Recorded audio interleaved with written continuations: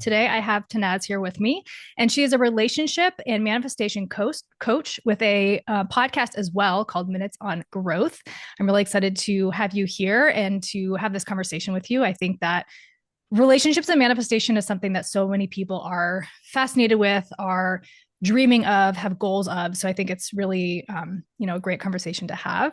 So I'm going to pass you the floor and just to introduce yourself and kind of tell your story as much or as little as you like, and any pivotal moments that along the way that kind of got you to where you're at today.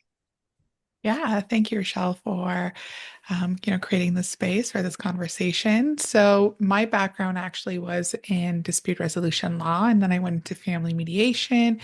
I had an extremely avoidant attachment style. I mean, my career was literally around like divorce and separation.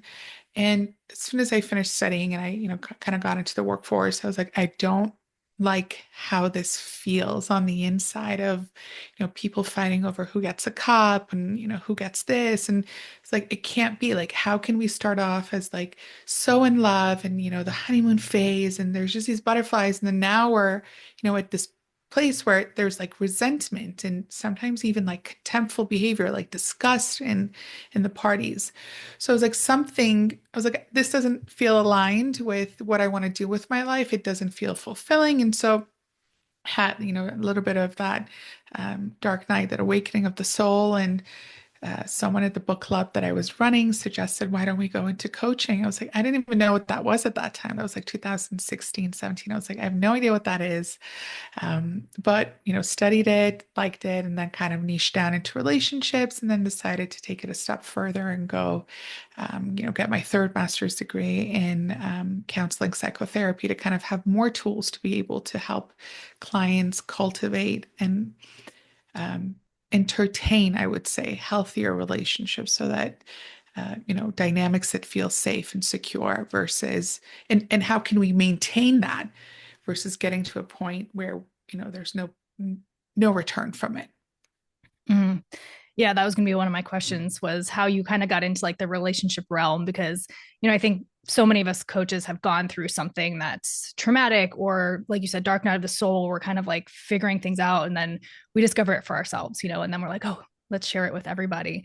And relationships, I mean, as far as like manifestation, right? Like relationships and money are kind of like the same energetics. So every time I feel like I'm out of alignment with one or the other, I'm like, wait, what's going on? What do I need to face? What do I need to look at? Do you find that to be true? Yeah, I mean, definitely. It's at the end of the day, it's a relationship that we have with money. It's a relationship we have with ourselves, with our homes, with our friends, with our family, with our coworkers. It's kind of that same energy that we're taking into place. It's like sometimes people are like, I need to go on a vacation. And I'm like, okay, you can go on the vacation, but if you take the same energetic frequency with you and the same mindset, nothing is really going to change. So it's like when we do as cliche as it sounds, but doing the inner work works. Mm-hmm. So when you do that work, when you go within, when you remove the blockages that you have, that alongside learning certain relational tools and skills that unfortunately we weren't taught in school. And yeah, we know algebra and geometry, but do we know how to have a healthy communication style? Do we know how to navigate conflict? Most of us weren't taught this and weren't, we were raised in homes where it wasn't modeled to us. So learning the tools and the skills and doing the inner work together is, how we're able to manifest these healthier dynamics for ourselves. Mm-hmm. You said you were avoidant Yes, attachment. very. Were you able to heal that or is it something that still comes up for you? No, definitely I was able to heal that. Mm-hmm. I think it just took years and years of um, therapy, but I want to say why it took years and years. It's because I also experienced really bad therapists. And I think a really bad therapist is worse than not having a therapist because it kind of just um, takes you back so many different steps. And I actually shared this a couple of days ago on my social media of like I used to have a therapist when I was 18 and he would keep saying like, and how does that make you feel? And he would bring all these emotions and feelings to the surface without giving me the tools to process them, which then would get me, even deeper into my negative coping skills. For me, it was overspending, it was partying, it was drinking. And so it took a while until I found someone that was felt safe for me to go within to look, but also gave me the tools to process that and build a secure relationship that I have now with my partner. Mm-hmm.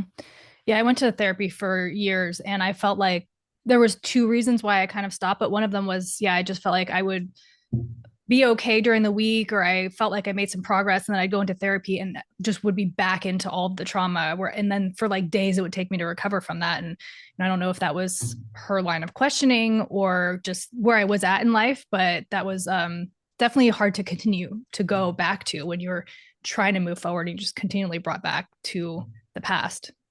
Yeah, I can definitely imagine. Yeah, and definitely like, therapy is previously therapy was always about, let's talk about your childhood, let's go in the past. And now we're seeing this shift towards, okay, how can we, take what has happened, learn from it, and move forward. And that's where like coaching usually um, plays a more instrumental role. But we are seeing that shift in therapy as well as is also letting the client be the expert. Before it was like the therapist was like the expert, I know best.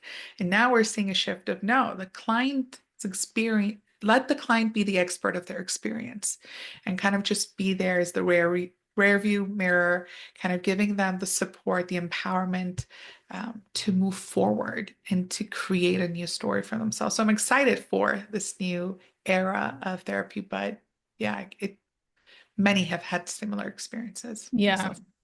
Yeah, and it definitely does seem like it's changing just from things I've witnessed and heard. And, I focus on human design and astrology, and even, therapists or clinicians that are sort of like integrating that within their practice is actually really cool to see because I think there's so much held within that as well. And that sort of, like the manifestation of being able to call in your future rather than just like, I think the subconscious work is a big part of it, but to be able to sort of look forward too instead of just being caught in that loop. Yeah, Mhm. definitely. And it gives us hope, right? If Yeah. if we don't have that vision, part of the work that I do with my clients is have such an empowering vision that the vision pulls you. You're not pushing towards it. And ultimately that I think that's the goal of any of the work that we do is how can we have such a powerful, energetic force pull us towards it instead of us kind of fighting against the current. Mm. I love that. How do you like what are some practices to pull in that energy or be pulled by that energy, I guess? I'd start with the body, and a lot of people like to start with the mind, but I've noticed that, when the mind is really racing and it's in that dysregulated state, um, the easiest way perhaps is through the body. It's kind of releasing some of that tension that is building up, whether it's through shaking. I mean, that's what animals do when they're feeling stressed out. So I just literally love to shake. Um, Shaking, going for a walk in nature, kind of really engaging the body. And then, of course, breath work is one of my absolute favorites. Um, I think I had my biggest aha moments when I went into breathwork coaching and I kind of got my certificate. I was like, wow, like this is a portal to so many different Mm. experiences. And I can wake up and I can go to sleep with like the way I breathe. And so breath work can be really profound. And then once, we have the body feeling grounded and the body feeling safe, then let's bring in meditation. Let's bring in some of the more soul-oriented practices. So Mm. I would say start with the body. Yeah. So you recommend breath work before you even like kind of dip into the world of meditation? Yeah, Yeah. yeah, I think so. I think it's just like the breath it's simple, Mm. it's easier. Sometimes people are like, I can't meditate without like I can't sit down and have these thoughts. And of course, the goal of meditation is not to not have any thoughts, but to kind of let them witness, as Deepak Chopra says, to arise and subside without judgment. The easiest way to do that is to bring the focus back to the breath, like focus on the sound of your breath, the speed of your breath. So it's actually a tool that can help you build a better foundation for meditation. Mm-hmm. I feel like for quite a while I avoided breath work because I think I jumped right into that really intense, like 30-minute style of breath work. And although it's so profound, like I've had so many incredible realizations through it, it is really challenging on the body to like it because you're fighting your ego the whole time. Your mind is like, stop, when is it over? Can we stop? And then you're just like, no, keep going. And it feels like it drags on forever. Yeah, yeah, no, that's next level breath work. When I mention breath work, I'm talking about slow, deep inhales, slow, deep exhales. But yeah, no, the breath work that you're talking about is super profound. But Mm-hmm. again, the client needs to have that capacity to process that because there's no use if we bring all of that to the surface and they don't have again, the capacity and the openness and the willingness and the space and all of that, and even the nervous system to process it, Mm-hmm. it actually ends up backfiring, right? And it becomes scary, and they don't want to do the work anymore. Yeah, that makes sense. And maybe that's why I kind of avoided it after that first time because I say I was sobbing. There was so much that came up, and I don't think I was prepared for that sort of intensity. Yeah. But yeah, I think that that nervous system regulation, what I found, with a lot, I mean, we have to understand that we're safe, I think, right, in order to do this work. So I like that, having these sort of like coming into your body, which a lot of people avoid, for a lot of reasons, because like you said, like a lot of things will come up. So besides like that breath work and I guess like nature, how can we like come into our body if we're having an experience, right? I don't know if it's like kind of the same answers as you just gave, but if we're sort of avoiding that, you know, what our body is telling us, is there a way to sort of safely come into it? I mean, if we keep avoiding it, it shows up in different ways, right? It Yeah. shows up sometimes in chronic illness. It can show up in, insomnia and kind of losing sleep and losing your appetite. So eventually we have to listen to it. But, the question is, what's the easiest way for me to listen to it? What do I feel comfortable? How do I feel comfortable? And, taking the path of least resistance. So sometimes it's as simple as rubbing ice cubes on your wrist or taking a shower or splashing cold water on your face or, screaming into your pillow. Whatever, it's like the goal of a mental health professional is to provide you with a toolbox filled with a plethora of tools that you get to test out and see what feels safe for you. Because, you know, if, for example, for some, yes, rubbing ice cubes on your wrist is great. But if there's a traumatic experience with cold water involved in your childhood, that's not going to work for you. So Mhm. even though science is backing it up, your experience is going to be different. So really creating that toolbox for yourself and experimenting with it and seeing what feels the easiest for me right now. And then as you build on that, yes, you're going to expand on your toolbox because your window of tolerance becomes bigger and bigger and bigger. But start small. I would say that to everyone. Just start small. You don't need to do everything overnight. You don't need to be like, especially New Year's resolutions, where like, oh, this year I'm going to Mm. do X, Y, Z. I'm going to meditate for 30 minutes. I'm going to do this. Start small. Yeah. Yeah, I love that. I think about that a lot with like fitness. Like my daughter's she's 14, so she's kind of going through some mental health things and I've given her some practices like journaling or going outside for a walk and when she's feeling really stressed out, I'll ask her, I'm like, are you doing any of those, the practices? And she's like, well, they just don't work. I'm like, well, how often are you doing them? She's like, I don't know, I did it like once. I'm like, well, we can't go to the gym once a month and then expect to have a six pack, like we have to continually do it. And I think that practice of like starting small makes that definitely more manageable than like trying to eat the whole cake at once. Yeah, So that's definitely, definitely. I yeah. agree with you. And, becoming proactive with it. I think that's another thing. Oftentimes we're very reactive with our tools of, the challenge comes up, the trigger comes up, and then we do it. But it's like, how can I build a sustainable self-care routine? And self-care is very different than self-pampering. Sometimes I say self-care and, people think I mean like taking a bath or like putting on a mask. And all of these things are great, but they fall under self-pampering. Self-care is what can I do to kind of really build internal resilience for myself. And so if I wake up in the morning and instead of, social media is like, you need a 1 hour morning routine. Okay. ultimate goal, but can I start with like 10 seconds of breath work, starting my day with like slow, deep breaths and kind of building on that and being proactive with it so that when a challenge comes, it's like my cup is already full and the challenge kind of like takes a little sip from the water, but it's not an empty water. So my body doesn't feel the shock as much as if it was, a Mm. fuller water. Hmm. I love that. Yeah. What does your routine look like during the day, just that you've built to be able to work with it? Yeah, it's very simple, very, very simple. I just wake up in the morning, just some slow, deep breaths. I love to start with a prayer of, universe, tell me where to go, what to say, and who to say it to, Mm. and kind of just surrendering of whatever comes. Then, brushing my teeth, and I have some affirmations with like lip liner on my mirror. So I just, look them over. Some days I'll say them out, but other days that I'm like not in the best mood, I'll just read them. And just reading it like puts a smile because I wrote one of my affirmations is smile. It looks good on you. So I just naturally end up smiling. Yeah. Just having a glass of water and just throughout the day, pausing, breath again, going back to the breath, slow, deep breaths, pausing and just saying, okay, what needs to flow through me right now? And stop trying to push so much. But that doesn't mean being um, not putting in the effort because especially when I'm teaching manifestation, I always say there is no attraction without the word action. It's literally in it. You cannot attract anything that you do not take inspired action towards.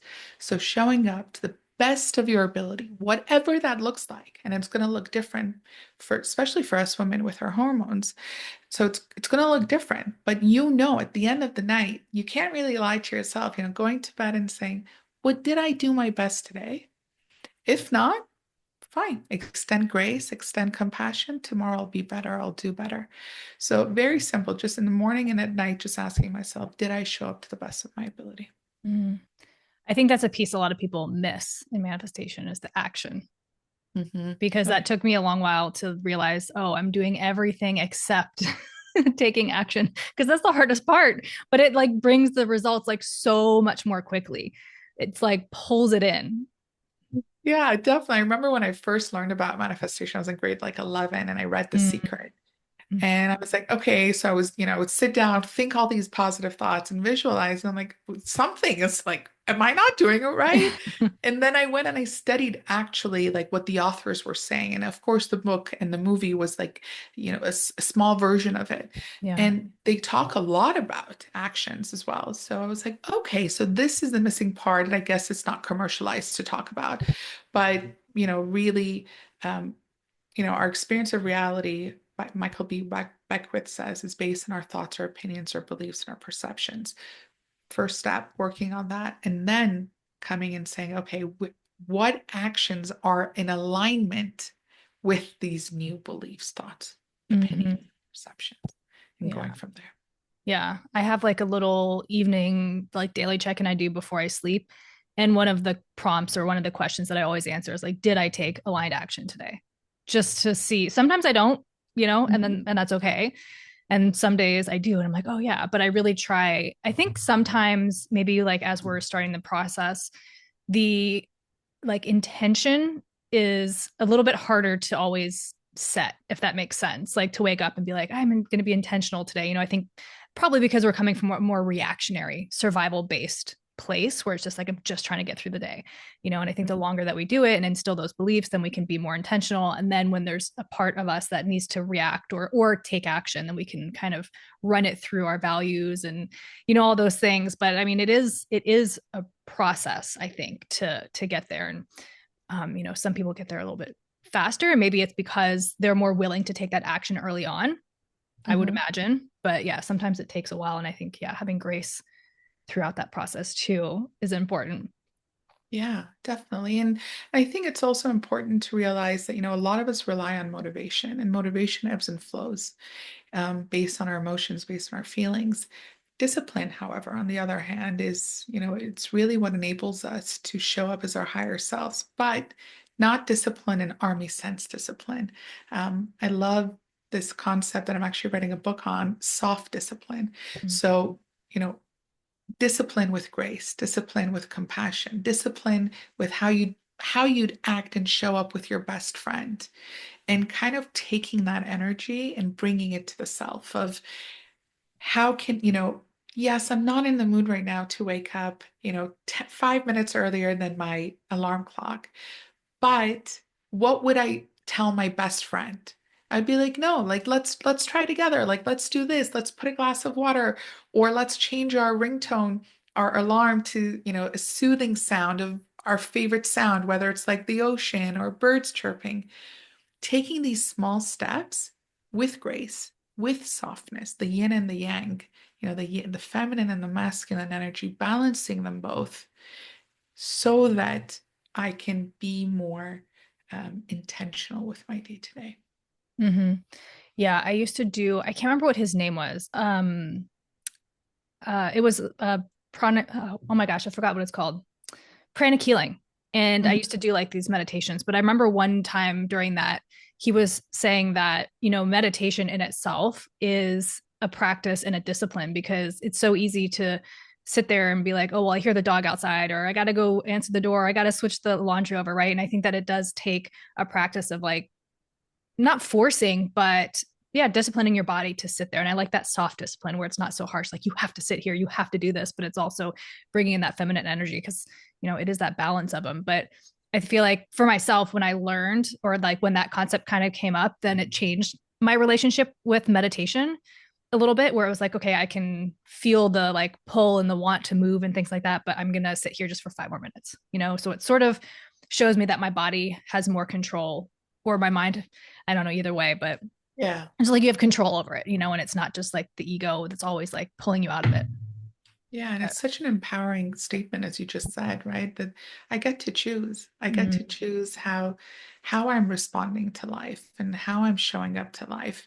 And it's not I have to do it, but I get to do it. And mhm. that itself just, reinforces our free will, reinforces the power of choice. Good. Yeah. Yeah. And kind of pulling all this into like relationships. I know some people, probably a lot of people, when they're on this journey or they've discovered this journey, they realize something needs to change in their life. And they're, one half of their dynamic and they're wanting to change, but their partner is not in the same place at all. How do we navigate within our relationship one person wanting these changes and the other person just sort of maybe not aware or just isn't interested in it? So common. Um, well, from one standpoint, we entertain. I don't like to say how to attract a partner because, we attract so many different kinds of people into our life, but who we entertain has a lot to do with our relational beliefs and, our patterns. So the partner that you have in your life at this point, at some level, is similar to you. Now, some people take that and they're like, oh my God, like, especially if their partner is triggering for them. But you cannot notice something in someone else if it doesn't exist within you. You cannot notice you can't know what chocolate tastes like unless you've had chocolate. So recognizing that, okay, this partner that's in my life right now at some energetic level is, it's similar frequencies. Or if I am entertaining this partner, there's, and we're not alike, then there's something in my past patterns and my past stories, my conditioning, what was modeled to me that has normalized this for me, even though it's unhealthy, right? So we sometimes we don't leave unhealthy dynamics because they're familiar, but familiar doesn't always mean healthy or safe or secure. So just kind of being aware of where you're standing, how this dynamic is serving you or not serving you. And then when you start to do the work, usually when we start doing the work, we're like, oh my God, I learned something new. I want to share it with you. And we kind of go into that teacher mode with our partner. And similar to how kids don't really listen to what you say, they listen to what you do, right? Mhm. They model your behavior. It's the same concept applies in relationships. How can I start to model that which I'm learning and create the energetic shift through my behavior? Right. So now I'm learning about boundaries instead of telling my partner, this is what you should be doing. Why don't I model that, those boundaries? sometimes when we start to model that behavior, our partner might notice that shift and be like, something feels different. Like we're fighting less. Everything, is like the energy is more uplifting. We're understanding each other better. We're connecting at a deeper level. There's more curiosity, there's more respect, and they become curious and they join you on that. Or, you start to, take it to the next level of consciousness and you learn these tools and you realize, okay, this person does not want to change. Can I accept them as they are? Maybe it's a yes, maybe it's a no. But I would say modeling that behavior, that change, that lesson first, and then seeing if that will elevate the relationship together or it will just kind of grow you guys apart. Yeah. I think sometimes when we're setting boundaries, which is why often I think we avoid doing it, is because there is a lot of resistance and that can cause friction, right? Because then you're showing up as a different person. And I know there's even certain people in my family and my life that even to this day, I really struggle setting boundaries with because it's always been seen as something that you don't do. It's cold, it's harsh, like you're uncaring, you're selfish. And so it really takes a long time to like rewrite those narratives. And then like now I feel like I'm aware of them. So it's more like energetic boundaries than verbal ones where I just don't entertain. I just don't enter the situation. But I know that, in relationship dynamics, like romantic, partnerships, that can be challenging when we're beginning to like set those boundaries and it kind of changes who we are with each other. Definitely. But, I also want to share that it's difficult at the beginning and sometimes, it stays difficult, but it can serve the relationship. Mm-hmm. For example, as someone who was avoidant in my relationships when there was conflict, I would walk out, right? And so I would have in the past partners that would respond differently to that until, I met someone who would be like, listen, if you're going to walk out, then XYZ, right? I want to have this conversation and I don't appreciate you walking out. Person setting a boundary with me. Oh, that was so difficult. I Mm-hmm. wanted to be like, what? You can't tell me what to do. I am going to walk out if I wanted that. Yeah. But sometimes when people set boundaries, especially our partners, when they set boundaries with us, it really like it's like a light bulb of something needs to change within me. And it kind of creates that space for us to be like, okay, how can I grow from this? And in a relationship, everyone has their own set of strengths. And Mm-hmm. so one person's strengths can kind of help you grow and vice versa. So for me, it was like, okay, that person setting a boundary with me around walking out helped me learn not to walk out, which Mm-hmm. helped the relationship. Mm-hmm. Yeah, I think it's going back to that action piece, right? We're stepping up and we're taking the action. And I think that, yeah, that's the hardest part is to actually do it. And then I think we realize afterwards it shows us it's safe to do it. It shows us it's okay to do it. Yeah. Yeah, I've been divorced twice and before I would say woke up or before I started doing the work. And in hindsight looking back, I was very unaware. I was pulling people in that were mirroring my low self-worth. And Mhm. since then, it's been easier, I think, in the beginning to just sort of set that precedent, like, you know, showing up, I guess, the way that I want to show up, which makes it easier then to take action or set boundaries when you're kind of like immediately showing up in that dynamic, as opposed to being with somebody for, maybe 8 years before you start and then all of a sudden trying to do that. But either way, I still think that action and doing it, having the conversation, really helps kind of keep that momentum going when you're doing the work. Yeah, definitely. I saw this quote online and I love that it's like, being in a relationship is like kind of grieving different versions of your partner over and over again Mm-hmm. because we're going to keep changing. And if we can be curious, I think curiosity is such an underrated superpower that we don't talk often about. Is can I be curious with who you are today and date this version of you and be married to this version of you, not yesterday's version? And can I show curiosity towards your internal state, what is happening on the inside. And so, I'm getting to know this version and I'm getting to grieve yesterday's version. If we can do that, it's, of course, easier said than done, but it really is such a powerful element in relationships. Yeah. And I like that reframe too of like that almost makes it exciting, right? Because I think sometimes we get married and we're like, oh my gosh, the same person for the rest of our life. But it's like, no, I get to continue to relearn this person every year, every month, because we're always constantly changing. And I think that that's such a beautiful way to like perceive it, and also grieving what we've met, but then being able to look forward to the future and just kind of continue to meet each other in these new spaces. Yeah, definitely. I love that. And that I think is what they mean when they say always date your partner.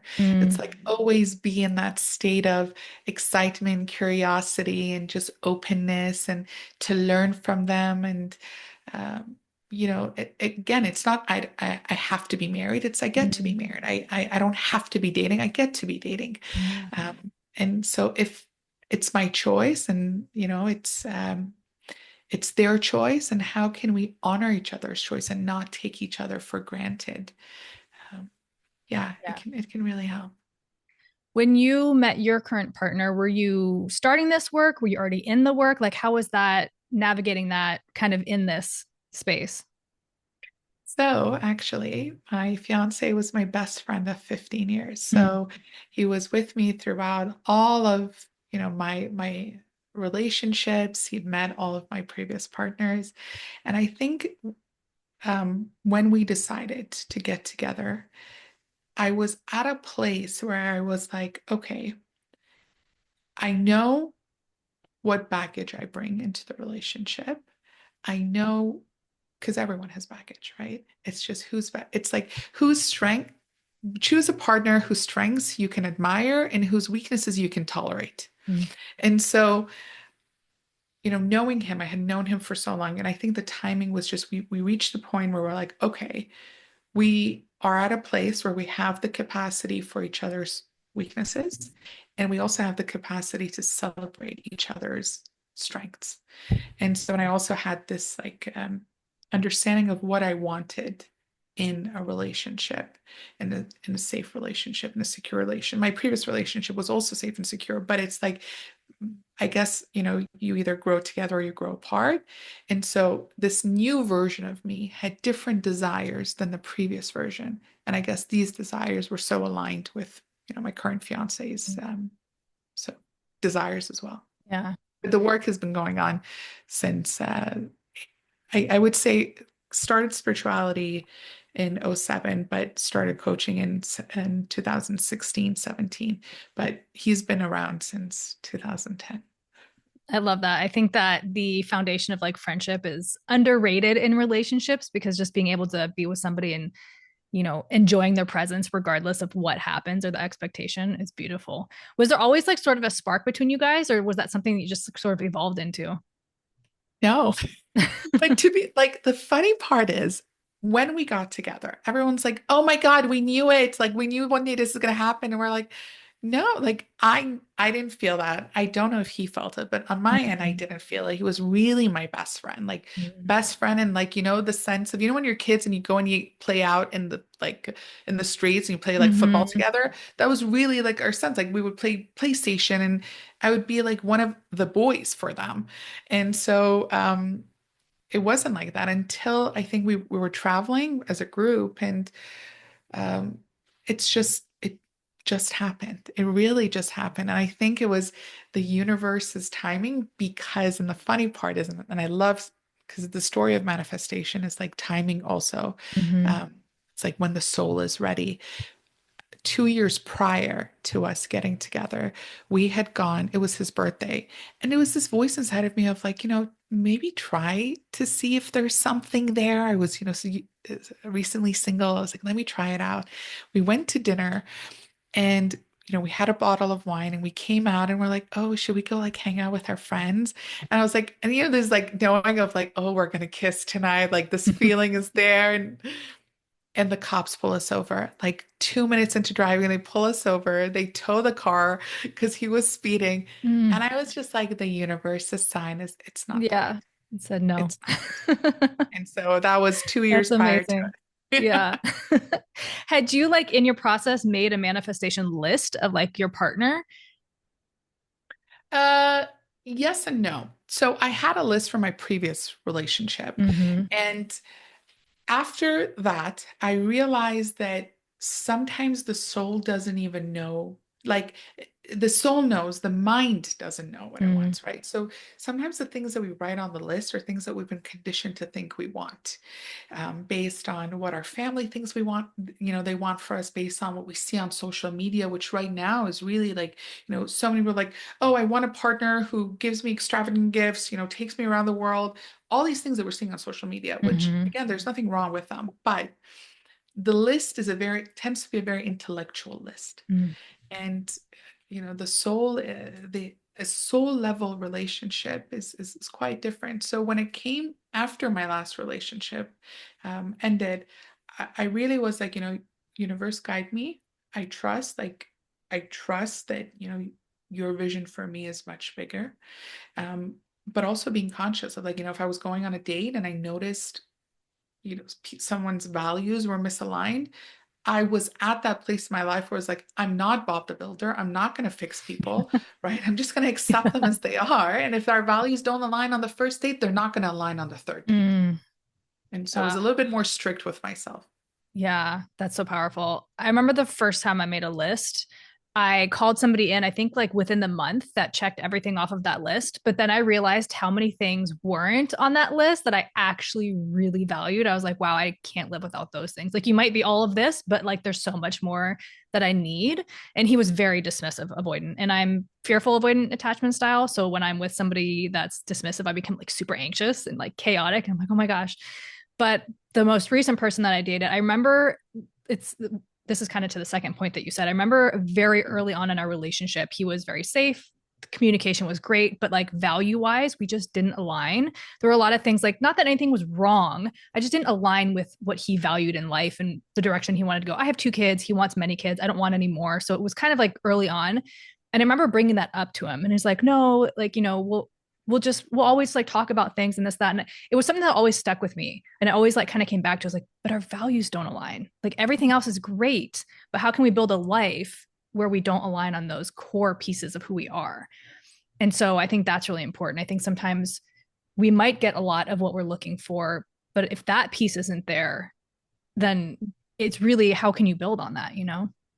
Right. And thank you so much for sharing that. That was exactly my situation in my previous relationship. It was a partner who, again, we were also friends, and we knew each other so well. And he was, so caring, so compassionate. But when it came to kids, I wanted kids and he didn't. And so, I kept being like, okay, he'll change his mind. Like, he'll come around and this and that. And no, people, like, we have to accept people at where they are. And if they're saying, no, this is not what I want for my life, and you do, and so there was a part of me that for some period of time was like, okay, maybe I don't want kids, right? But then you can't really lie to yourself. It's like, eh, you have to be honest with yourself at the end of the night. And so finally I was like, no, this is not in alignment with the vision I have for my future. So I like to say that emotional maturity is acting on our values, not on our feelings. Mm. So, putting the feelings aside and saying, okay, do we have aligned value? Aligned, not even, I'm not even going to say identical, but aligned. And if not, then, you know, entertaining someone who does have those values. Yeah. And that can be really hard to do sometimes. I know, especially like in the beginning, there's like so much that's good and so much that that sort of like spark is still there, right? And you want to meet the other person where they're at. But yeah, that is really important. And I found over the last year, for me specifically, I've really gotten specific on my values, because before, it's not that I didn't know, but I guess I just wasn't like as clear about them as like, so now like moving forward, I feel like I have like a really good idea like what those are, and to be able to end things earlier when they're not aligned. Because like you said, I think that obviously it's really, really important. And if you don't have the same values, you can't really build on it. But Yeah. But yeah. I definitely agree. It's not easy, especially when, exactly as you said, when everything else is going good, right? And you're Mhm. like, okay, maybe I can sacrifice. And a relationship always will have compromise, Yeah. but a compromise doesn't feel like a sacrifice. Sacrifice is you win, I lose. Compromise is we both win to some extent. So you got to just ask yourself, is this a compromise, or does this feel like a, a a betrayal of self, or like I'm kind of, walking away from me towards you, and I'm not walking towards we. We're not both walking towards we. That Mm, we language can really be powerful, and I think you really need to have aligned values to be able to build that language. yeah. Do you have like a specific manifestation process that like you go through or you teach your clients to go through? Yeah, definitely. Actually, I have a book coming out on that this year. It's going to be called Shifting Realities: The Five Steps to Conscious Manifestation. I haven't talked about it to anyone, so you would be the Yay. first one. Yeah, so it's five steps, and the first step is really kind of getting clarity on what it is that you even want, and then the second step is asking. So, ask and you shall receive, and so when we say prayer, and so it is. So it means that when you have that vision and a parallel timeline, you've you already have that. So it's like it's already yours in the metaphysical world. It just kind of needs to come to the physical realm. And then the third step is, so, we gain clarity, we ask. The third step is surrender. And so you trust in the process. The how is never up to us. The when is never up to us. We're co-creating with the universe. And that's the exciting part. If you know how it's going to happen, then there's no excitement. It's like you read the last page of the book, the ending of the movie. So you kind of want to keep that spark alive. And that's the surrender part. The fourth part is the fourth and the fifth part are all about taking inspired action. So you take inspired action, and then you have the community to the embodiment. So taking inspired action is all about like meditating, it's all about showing up, doing the work. And lastly, step five is embodiment. So embodiment is the version of me that already has it. How does she wake up? How does she talk? So if and I'll give an example based on relationships. If I'm, craving and yearning for a secure and healthy relationship, I'm not going to sit with my girlfriends and talk about how all men cheat, or how, shitty men are, because that version of me is going to be so happy in that relationship. That's not going to be her reality. So the words that I'm speaking have to be in alignment with that version that has already achieved it. So if you want to manifest $1 million, right? And that version of you has already manifested it, embodying her is she's going to feel much more safe and secure around receiving in this present moment, right? So if someone gives her and tells her, "Oh, you look so beautiful," she's going to accept that. She's going to receive that, and she's going to say thank you, instead of being like, "Oh, this shirt, I bought it for like $2 off the thrift store." Yeah. So it's like the energy, because to be able to make $1 million, you have to be open to receiving $1 million. Hmm. To be open to receiving, you should be open to receiving even a compliment. So starting small. So again, that embodying that version, showing up as her, thinking like her, talking like her, that would be the fifth step. Hmm. So clarity, Mhm. ask, surrender, action, and then embodiment. And the Yes. first time that you mentioned embodiment, you said the word community, and I'm imagining that's just being around the type of people that will allow you to be embodied in that. So what happens if we don't have that around us? Like I know there's certain people in my life that, I can't just kick out of my life, or I guess I could, but um, that I feel like I can't embody that version of myself with. So I try not to engage too much. But if we're in that situation where maybe like in our reality, we don't have the kind of people that would help us achieve that, how do we navigate that? Build it. And I Mm, know that sounds like a simple answer, but during COVID, I remember that. So I was in Dubai during COVID, and our shutdown was really intense. And I was like, I had this deep yearning to talk about poetry, Persian poetry, and Sufi poetry, with like Rumi, is particularly about Rumi. And I really couldn't go out, and I had a book club at that time, but again, we couldn't meet up. So I was like, what do I do? And I just went on meetup.com. I created a group. I was like, who wants to talk about like Rumi and Sufism? And slowly people started to join this group, and we would have weekly sessions for 2 years. And I ended up meeting so many people that shared that same interest that we are still friends with to this day. So it's like, no, not a single one of my friends wanted to discuss poetry with me. No one wanted to even my partner was like, yeah, no, it's not my thing. Like, figure it out. So I literally had to create it. And the good side of about social media is we really can have so many of these connections online, whether it's on Meetup, on Instagram. I have so many friends now that have turned into friends with people I've like enjoyed their content. I followed, I engaged with them, and now, they are my community. So we can kind of outside the traditional realms of building a community and kind of using the resources that we have. If you don't have one, build one. Mm-hmm. I love that. Yeah, I think a lot of people speak negatively of social media, but I found the same thing. I've made so many incredible friendships through Instagram that even to this day, some of them I haven't met, but we'll hop on Zoom calls and we just like keep each other accountable. And it really is beautiful and like powerful if you're, I think, open to that kind of connection on that platform. Are you still in Dubai? No, I'm in Toronto right Oh, now. oh, okay. I grew up in Dubai. I was there for 13 years. I Yeah. was like, oh, Dubai. Yeah, I haven't been Oh, back in a while, wow. but Wow. yeah. Yeah, I grew up there too. I just came back 4 years ago to Oh, Toronto. okay. Yeah, I left in, oh my gosh, I think it was 2007. So it's been Wait, quite a what school while. did you go to? American School, Dubai? Oh, nice. Yeah, I went to yeah. Shayfad. Okay, okay, yeah. Yeah. I Wow, know I'm it's so small. different. I know, right? I just heard you say Dubai and I was like, wait, what? I would love to. That's like one of my goals is to get back out there. I would love my kids to be able to experience that. But it's on the manifestation list. We're working towards it, you know? I love that. And so Yeah. it is. It's done. Exactly, exactly.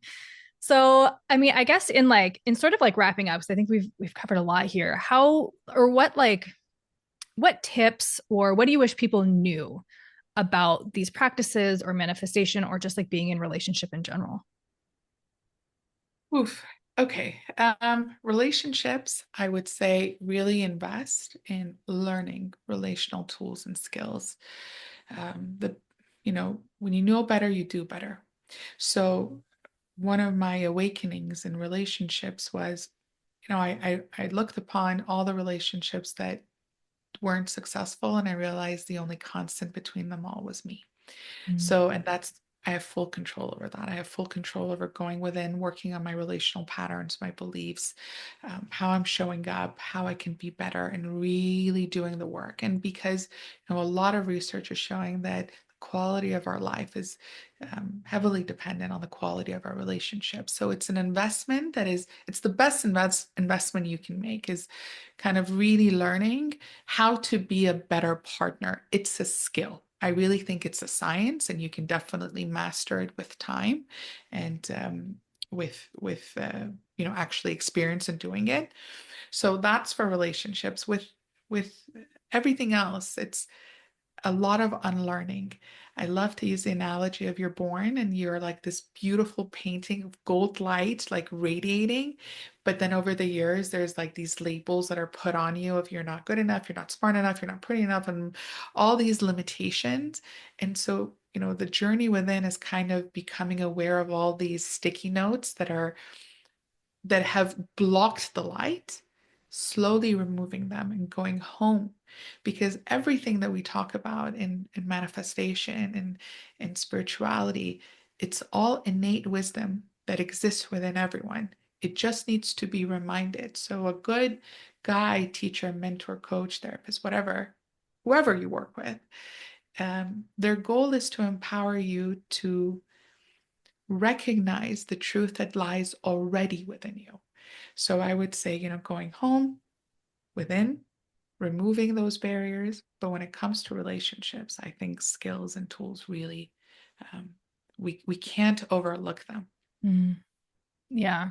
That first point of sort of looking and seeing that you are the common thread. I remember the first time I started dating after I got divorced, the second time I spent like 2.5 years because the first time I jumped from one to the other.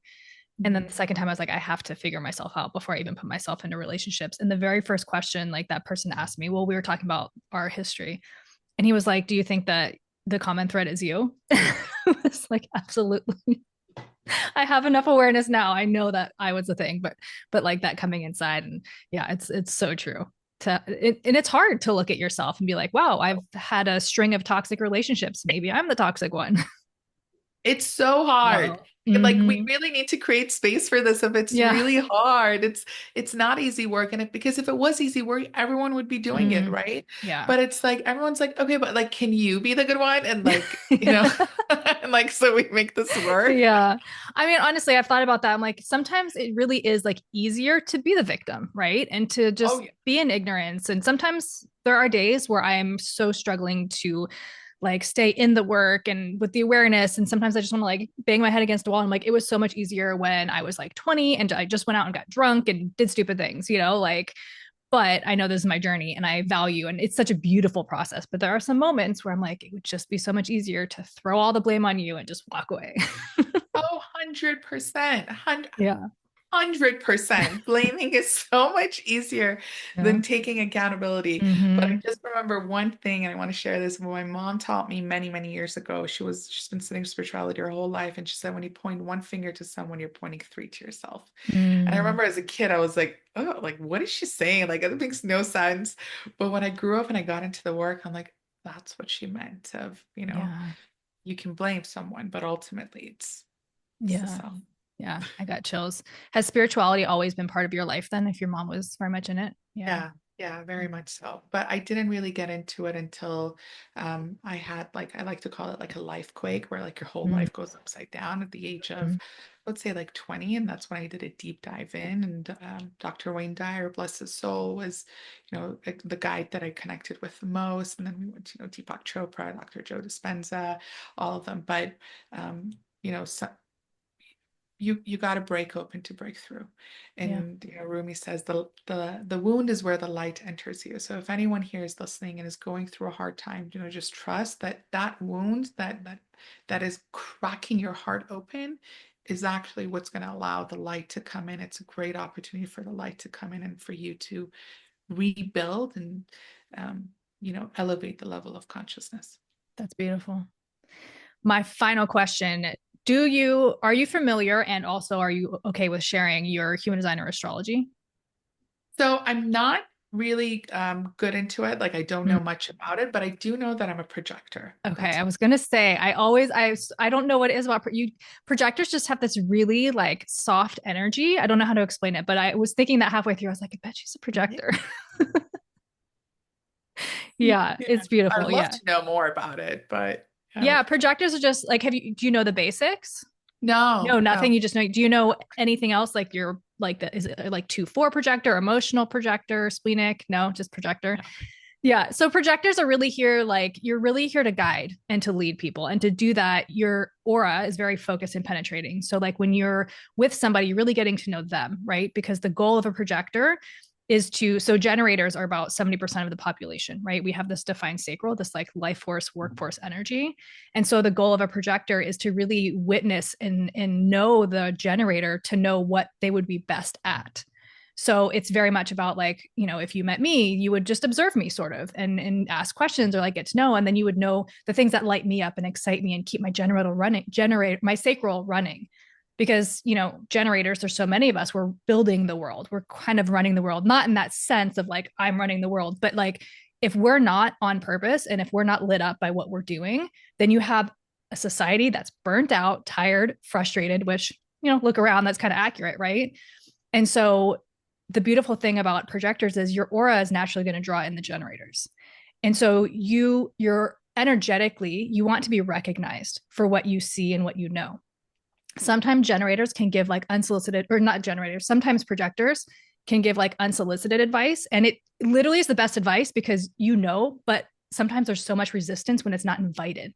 Like if I don't ask you to share with me and you just are like, well, you should be doing this, or your advice is probably spot on accurate, but like I would be like, no, that's not true. And there would be so much resistance, right?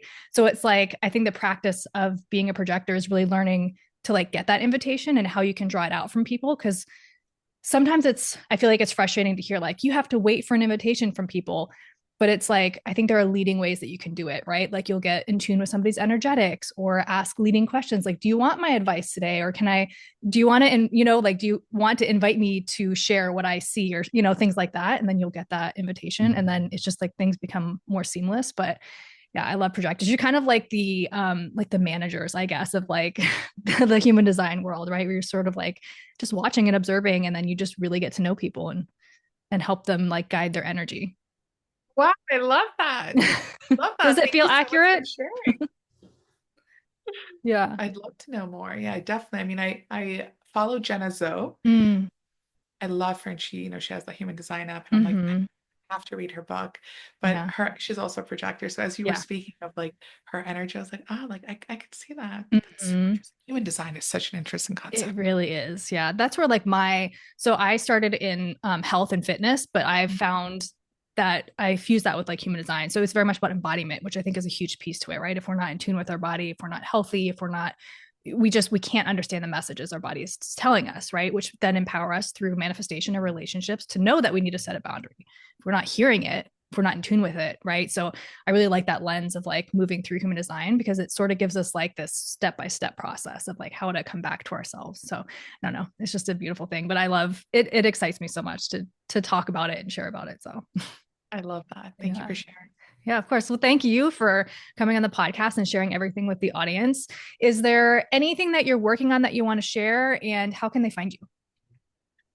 Anything that I'm working on. So I have a free ebook. It's not something, I mean, it's already out there, Mhm. but it's on 11 tools for nervous system regulation. So I just, recommend everyone to kind of download it and see which tools they resonate with and kind of put it into their toolbox.